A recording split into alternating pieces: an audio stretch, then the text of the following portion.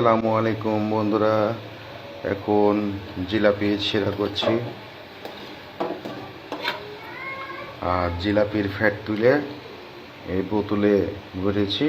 এই তো এই ফোঁটা দিয়ে জিলাপি ভাজবো, আপনাদেরকে দেখাবো জিলাপি বোতলে কী করে সহজ পদ্ধতিতে ভাজার উপায়টা।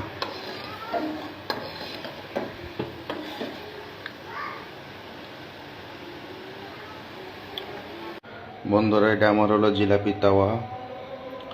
এই তাওয়াতে আমি জিলাপি ভাজি। তেল হিট হলেই আর কিছুক্ষণের মধ্যেই আমি জিলাপি ছেড়ব। বন্ধুরা, আমি জিলাপি ছেড়ে দিয়েছি। দেখুন আমার জিলাপি মনে হচ্ছে একবারে দোকানের মতন।